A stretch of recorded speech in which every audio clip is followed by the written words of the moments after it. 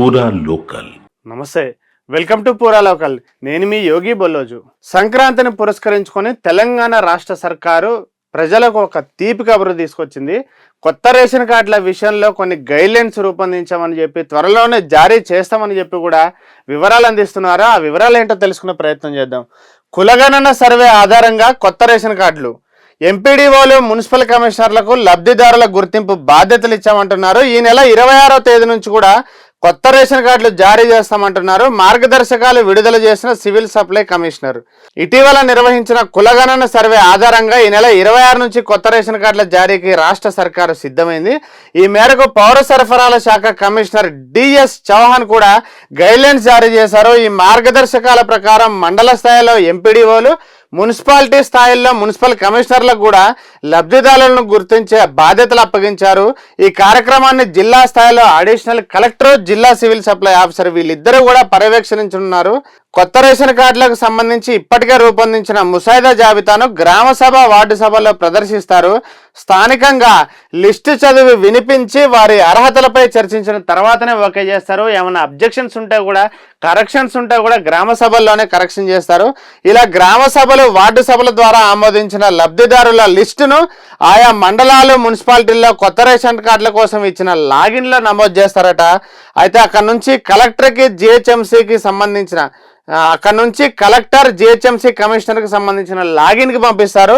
అలా పంపిన జాబితాను కలెక్టర్, జిహెచ్ఎంసీ కమిషనర్ వీరిద్దరూ కూడా వెరిఫై చేసిన తర్వాత ఆ లిస్టుని సివిల్ సప్లైస్ కమిషనర్కి లాగిన్కి పంపిస్తారు. ఇలా ఈ ఫైనల్ లిస్ట్ ప్రకారం మాత్రమే సివిల్ సప్లైస్ కమిషనర్ కొత్త రేషన్ కార్డులను జారీ చేస్తారు.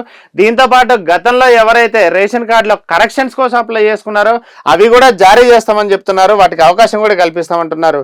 ప్రజాపాలన ద్వారా 10 లక్షలకు పైగా అప్లికేషన్లు వచ్చాయట. రాష్ట్రంలో కొత్త రేషన్ కార్డుల కోసం, కార్డుల్లో మార్పులు చేర్పుల కోసం జనం ఏండ్లుగా ఎదురు చూస్తున్నారు. కాబట్టి గత ప్రభుత్వ హయాంలో రేషన్ కార్డుల కోసం వివిధ సందర్భాల్లో కూడా 20 లక్షల వరకు అప్లికేషన్లు వచ్చాయి. వాటిలో 3 లక్షల కార్డులను మాత్రమే బీఆర్ఎస్ సర్కార్ మంజూరు చేసింది. అది కూడా ఉప ఎన్నికల సందర్భంలో కేవలం ఓట్ల కోసమే ఆ 3 లక్షల కార్డులను కూడా బీఆర్ఎస్ సర్కార్ మంజూరు చేసింది.